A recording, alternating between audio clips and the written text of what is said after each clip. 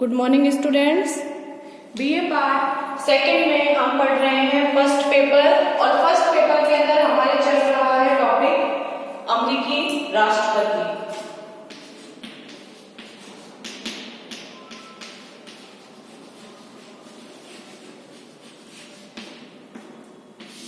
USA का president, अमेरिकी राष्ट्रपति।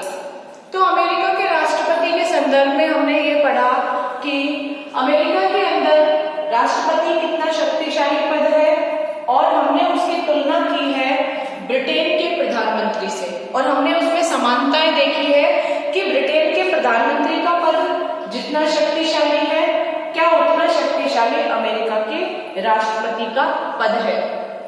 तो दोनों पदों की हमने समानताएं देख ली है। तो कुछ हद तक समान है, लेकिन हम दोनों को एक जैसा नहीं मान सकते हैं, क्योंकि अमेरिका के अंदर राष्ट्रपति का जो पद है वो ज्यादा शक्तिशाली है बजाय ब्रिटिश प्रधानमंत्री। तो अब हम पढ़ेंगे इनकी असमानताएं, अंतर।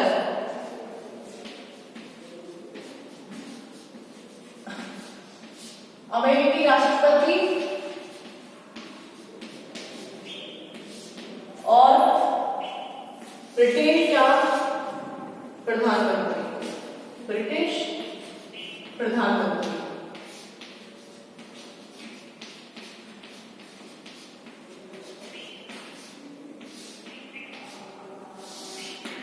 तो अगर दोनों को हम देखें तो इन दोनों की अब हम देखेंगे असमानताएं।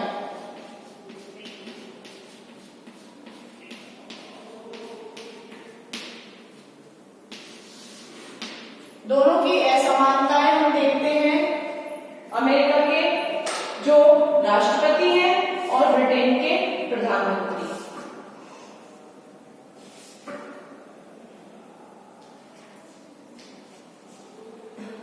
असमानताओं के अंतर्गत ब्रिटिश प्रधानमंत्री जो है केवल सरकार का अध्यक्ष है, अतः औपचारिक कार्य नहीं करता है। ब्रिटेन का जो प्रधानमंत्री है केवल सरकार का कार्य करता है, औपचारिक कार्य नहीं करता है। जैसे वो राज्य संबंधी कार्य नहीं करता है, औपचारिकतावश किसी चीज का उद्घाटन करना या संबोधन भाषण देना, ऐसे कार्य नहीं करता है। ये सारे काम जो है वो करता है हमारे सम्राट, यानी ब्रिटेन के सम्राट के द्वारा वो कार्य किया जाता है। जबकि अमेरिका का जो राष्ट्रपति है वो राज्य का तथा शासन का दोनों का अध्यक्ष होने के कारण वो राज्य के कार्य भी करता है और शासन के कार्य भी करता है, अतः वो सारे औपचारिक कार्य भी करता है, क्योंकि वो देश का और शासन का अध्यक्ष होता है। इसीलिए उसके द्वारा सभी कार्य किए जाते हैं। तो लिखिए इसमें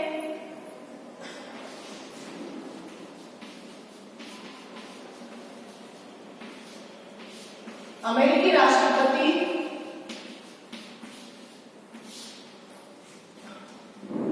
राष्ट्र के व शासन के सभी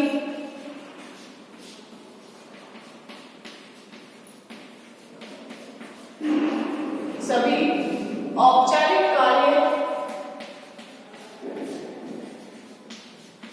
करता है। और ब्रिटेन का जो प्रधानमंत्री है वो औपचारिक कार्य नहीं करता है। प्रधानमंत्री शासन के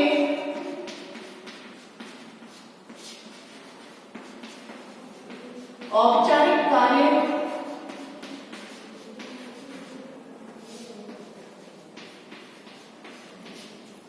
नहीं करता है।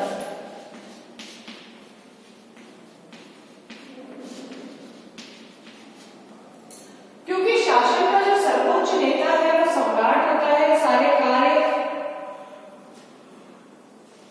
सम्राट के नाम से किए जाते हैं ब्रिटेन में। इसीलिए ब्रिटेन का जो प्रधानमंत्री है वह केवल सरकार का अध्यक्ष है। यह केवल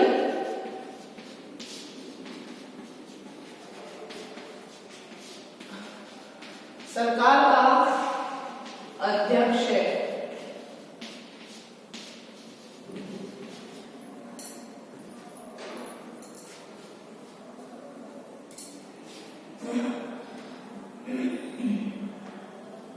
जबकि अमेरिका का जो राष्ट्रपति है वह राज्य तथा शासन दोनों का अध्यक्ष है। यह और यह है राज्य तथा शासन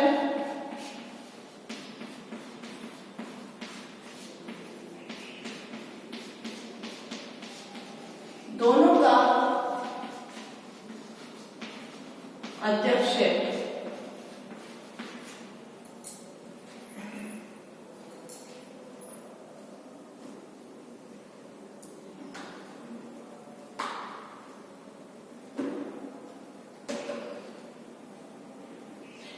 ब्रिटेन के अंदर प्रधानमंत्री जो है अपने मंत्रिमंडल के निर्माण में राष्ट्रपति की भांति स्वतंत्र नहीं है। अपने दल के प्रभावी नेताओं को उसे मंत्रिमंडल में लेना ही पड़ता है और यही स्थिति भारत में भी है। भारत में भी जो प्रधानमंत्री है वो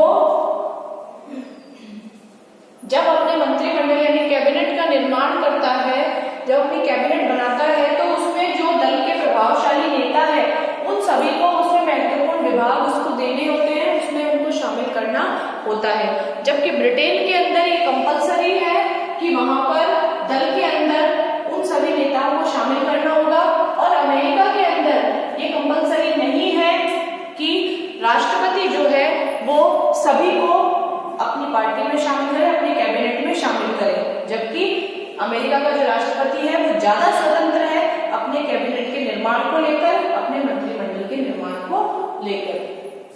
ब्रिटेन का प्रधानमंत्री उतना स्वतंत्र नहीं है।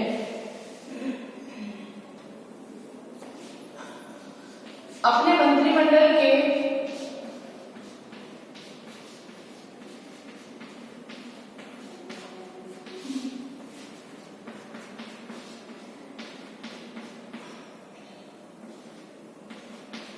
निर्माण में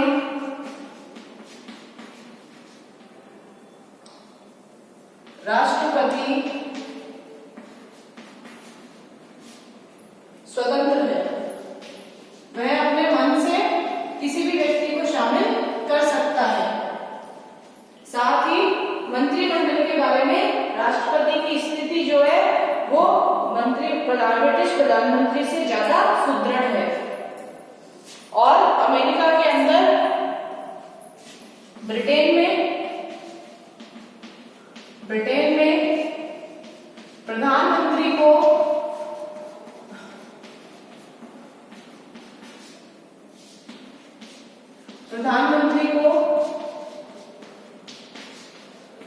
मंत्रिमंडल के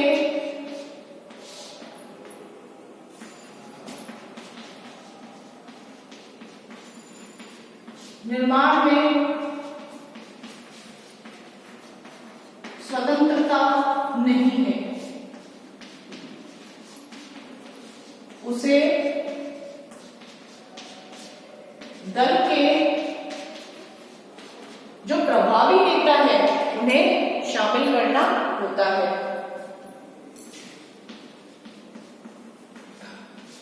प्रभावी नेताओं को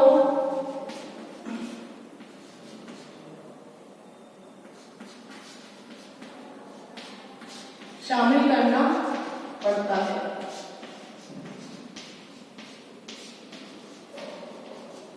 तो इस प्रकार से राष्ट्रपति की ज्यादा मजबूत स्थिति है बजाय प्रधानमंत्री के।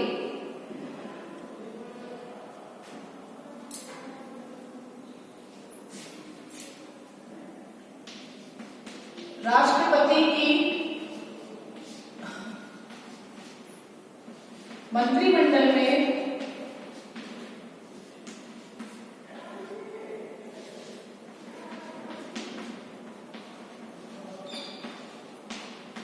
ज्यादा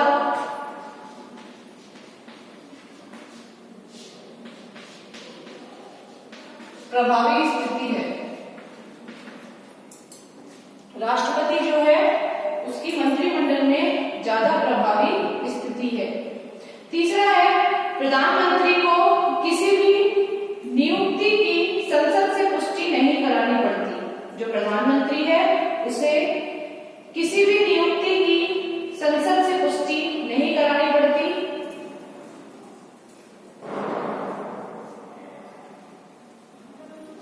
और जबकि राष्ट्रपति को अन्य उच्च स्तरीय जो नियुक्तियां हैं, अनेक नियुक्तियां जो है उनकी सीनेट से जो है उनको वेरीफाइड कराना पड़ता है, उनकी पुष्टि करनी पड़ती है। हालांकि कभी कभी सीनेट जो है वो एज इट इज उनको स्वीकार कर लेती है, जिसे सीनेट का शिष्टाचार कहा जाता है। लेकिन फिर भी अमेरिका में जो राष्ट्रपति है उसे सीनेट या फिर कांग्रेस जो है उससे परमिशन लेनी होती है, पुष्टि करानी पड़ती है उच्च स्तरीय नियुक्तियों की। राष्ट्रपति को उच्च स्तरीय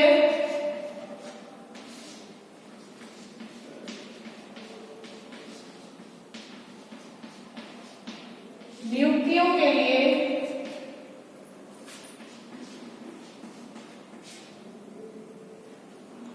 के लिए सीनेट से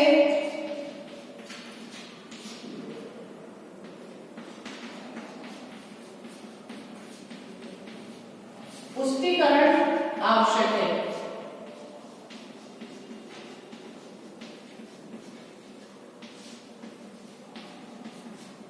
पुष्टिकरण जो है वो आवश्यक है।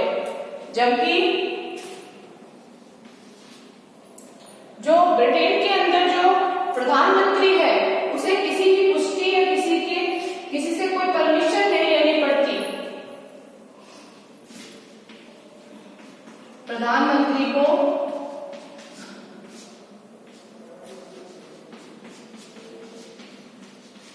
नियुक्ति के संबंध में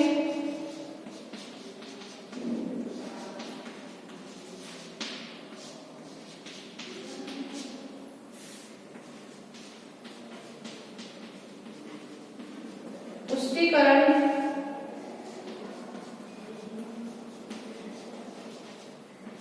आवश्यक नहीं है। प्रधानमंत्री जो है उसे नियुक्ति के लिए किसी प्रकार की कोई पुष्टि जो है वो आवश्यक नहीं है, जितनी राष्ट्रपति को सीनेट की पुष्टि आवश्यक है। जो प्रधानमंत्री है वो ज्यादा स्वतंत्र है। बहुमत दल के नेता के रूप में जो राष्ट्रपति है, जो प्रधानमंत्री है, वो जैसा चाहे वैसा कार्य करवा सकता है। वह संसद को वेतन की धमकी देकर अपने नियंत्रण में रख सकता है। लेकिन अमेरिका में राष्ट्रपति जो है वो कभी भी कांग्रेस या संसद का स्वामी नहीं बन सकता।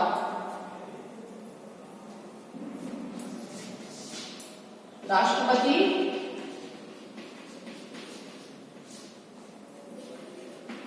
कभी भी कांग्रेस यानी कि संसद जो है अमेरिका की, कांग्रेस यानी पार्लियामेंट जो है अमेरिका की, संसद का स्वामी नहीं बन सकता। यानी कि कांग्रेस से ऊपर राष्ट्रपति नहीं है। जबकि ब्रिटेन के अंदर बहुमत दल के नेता के रूप में जैसा चाहे वैसा करवा सकता है प्रधानमंत्री। बहुमत दल के नेता के रूप में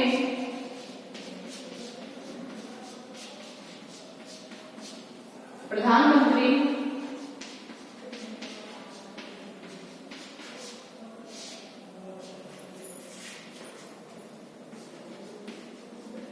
जैसा चाहे वैसा कार्य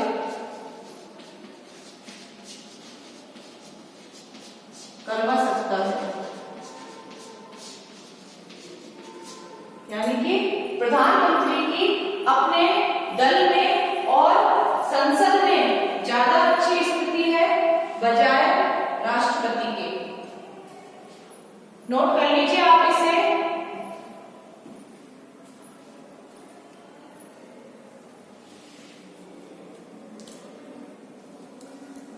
तो इस तरह देखने से हमें लगता है कि अमेरिका का जो राष्ट्रपति है और ब्रिटेन का प्रधानमंत्री दोनों बहुत असमान भी प्रतीत हमें होते हैं। अमेरिका का जो राष्ट्रपति है उसके संबंध में लास्की कहते हैं कि वो तर्क कर सकता है, परंतु वह सदैव कांग्रेस के बाहर है, एक ऐसी इच्छा के अधीन है जिस पर उसका कोई नियंत्रण नहीं है। जब राष्ट्रपति का विरोधी दल कांग्रेस में बहुमत में होता है तो उसकी स्थिति और भी कठिन हो जाती है।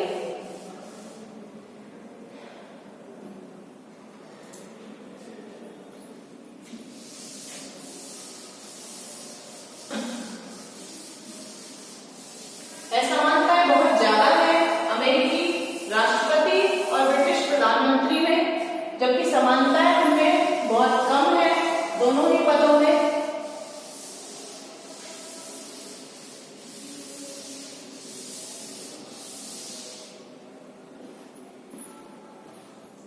इसके बाद में जो पांचवी असमानता है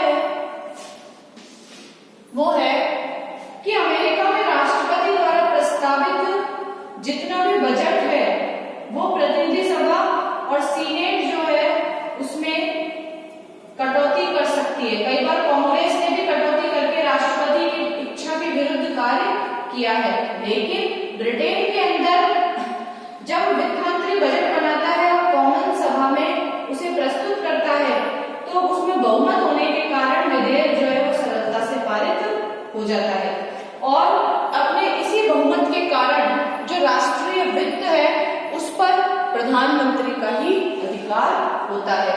जबकि अमेरिका के अंदर राष्ट्रपति जो भी बजट बनाता है उसमें काट-छांट की जा सकती है सीनेट और प्रतिनिधि सभा के द्वारा, और कांग्रेस इस तरह से उसमें कई बार कटौती भी कर देती है। बजट में सीनेट में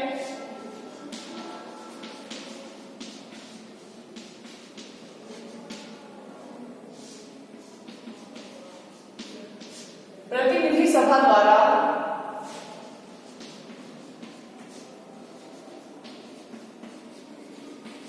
कटौती की जा सकती है, जबकि ब्रिटेन के अंदर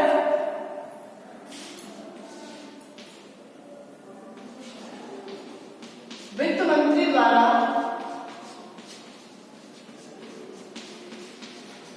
बनाए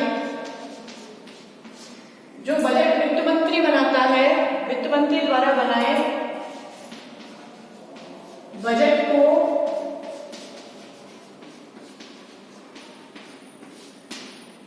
कॉमन सभा में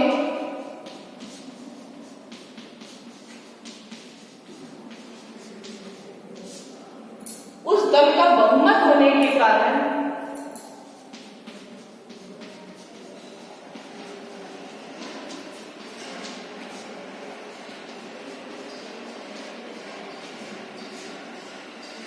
आसानी से पारित करवाया जाता है। यानी राष्ट्रपति जो बजट बनाता है उसके ऊपर तो सीनेट का भी अधिकार होता है, क्योंकि सीनेट भी जो है उसमें कटौती कर सकती है और राष्ट्रपति की इच्छा के बिना प्रतिनिधि सभा भी कटौती कर सकती है।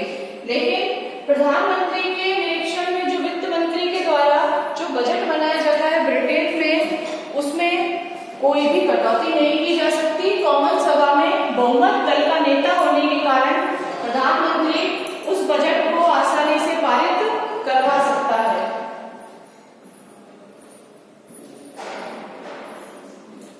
तो इस तरह से हम देखते हैं कि प्रधानमंत्री की ज्यादा मजबूत स्थिति है बजट को लेकर बजाय राष्ट्रपति के। अमेरिका में कांग्रेस भी राष्ट्रपति के बजट में कटौती कर देती है।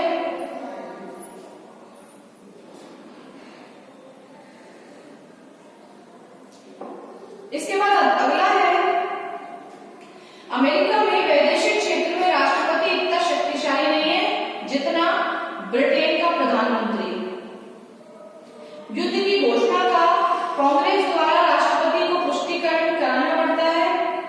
संधियों और राजदूतों की नियुक्ति भी उसे सीनेट से पुष्टि करानी पड़ती है।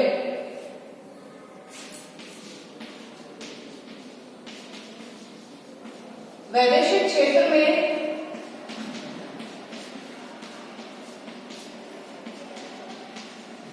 राष्ट्रपति इतना शक्तिशाली नहीं है।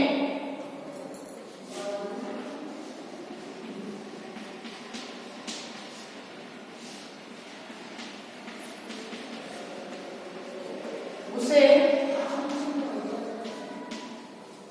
युद्ध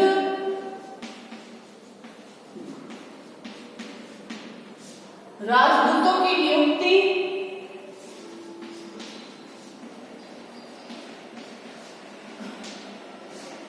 इसके अलावा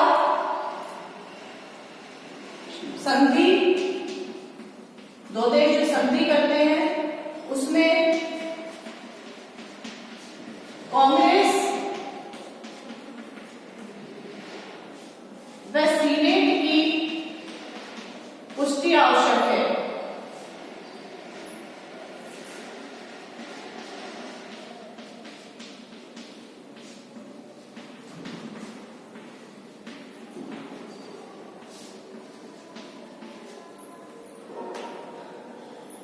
जबकि वैदेशिक मामलों में प्रधानमंत्री पर ऐसे कोई नियंत्रण नहीं है कि वह युद्ध और शांति में अपने मंत्रिमंडल से परामर्श कर सकता है।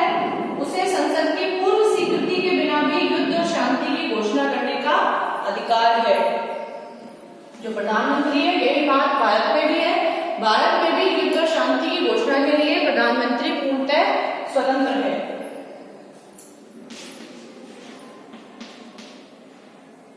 ब्रिटेन में प्रधानमंत्री युद्ध व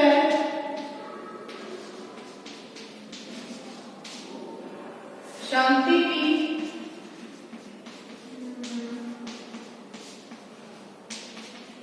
घोषणा के लिए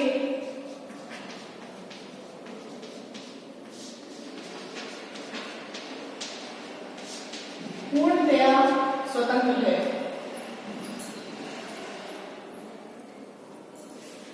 अगला है इसमें राष्ट्रपति का जो कार्यकाल है 4 वर्ष तक का है और उसे बीच में नहीं हटाया जा सकता, महाभियोग के द्वारा हटाया जा सकता है, जो कि अमूमन ऐसा होता नहीं है। यानी कि उसकी नियुक्ति 4 वर्ष तक होती है। लेकिन ब्रिटिश जो प्रधानमंत्री है उसका कार्यकाल कॉमन सभा की इच्छा पर निर्भर है। जिस दिन कॉमन सभा अविश्वास प्रस्ताव पारित कर देती है उस दिन ब्रिटेन का जो प्रधानमंत्री है उसे पद से त्याग पत्र देना होता है।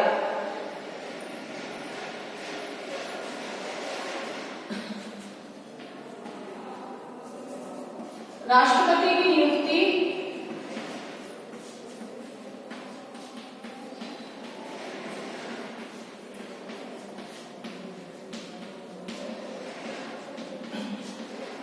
चार वर्ष के लिए होती है।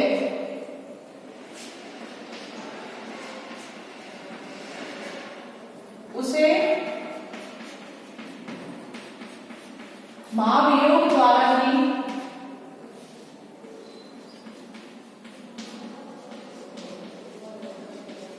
हटाया जा सकता है, जो कि व्यवहार में यानी प्रैक्टिकली वो पॉसिबल नहीं है, संभव नहीं है, व्यवहार में संभव नहीं है।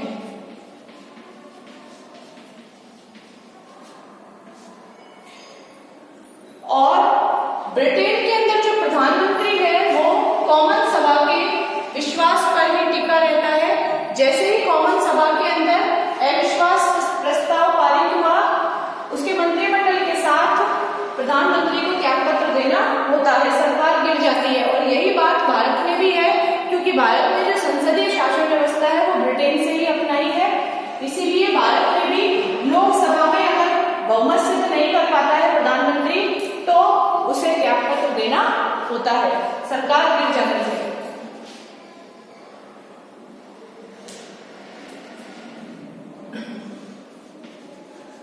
प्रधानमंत्री को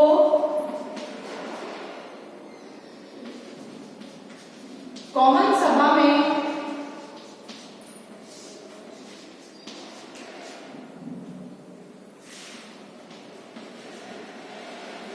अविश्वास प्रस्ताव पारित होने पर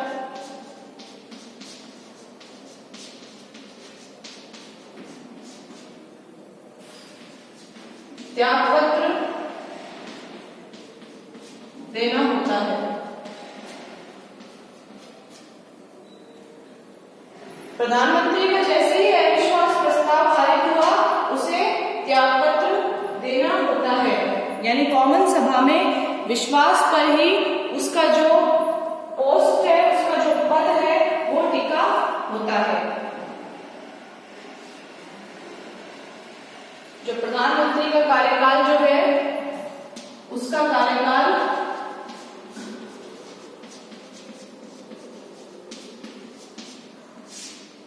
कॉमन सभा की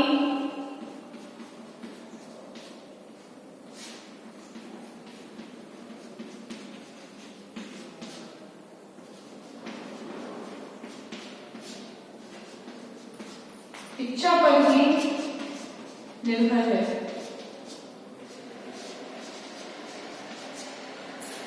जो प्रधानमंत्री है उसका जो कार्यकाल है वो कॉमन सभा की इच्छा पर ही निर्भर करता है। नोट कर लीजिए आप इसे।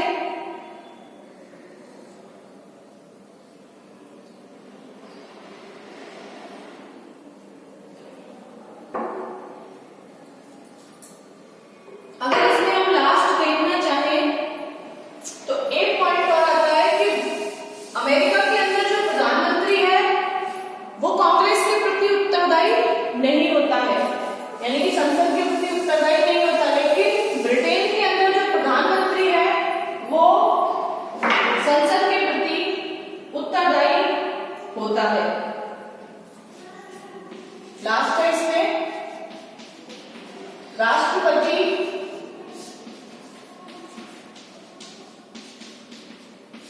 कांग्रेस के प्रति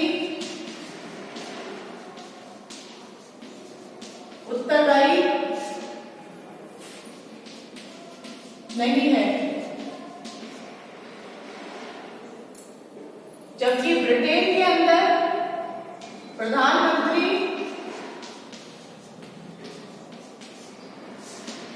जो है वो संसद के प्रति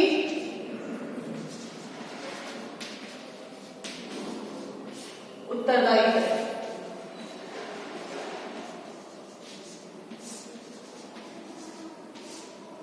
तो इस तरह से, क्योंकि ब्रिटेन में इतना शक्ति प्रकरण का सिद्धांत नहीं है जितना स्ट्रिक्टली अमेरिका के अंदर माना जाता है।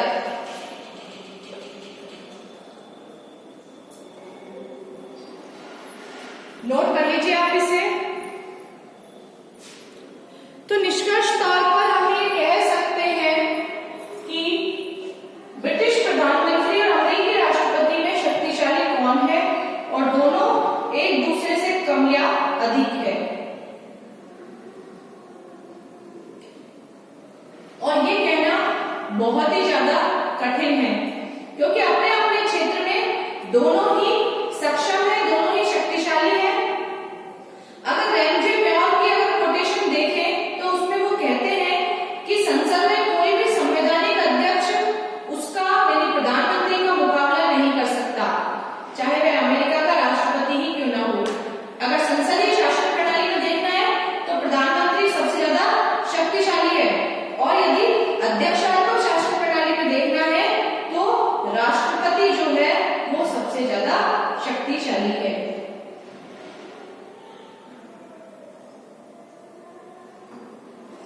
नोट कर लीजिए आप इसे।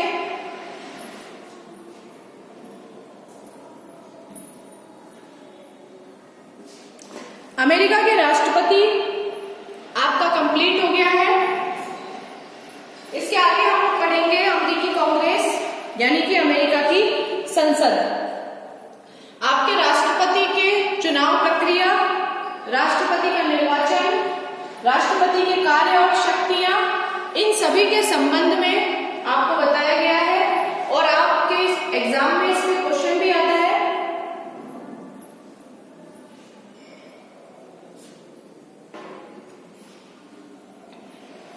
आप इसे तैयार कर लीजिए।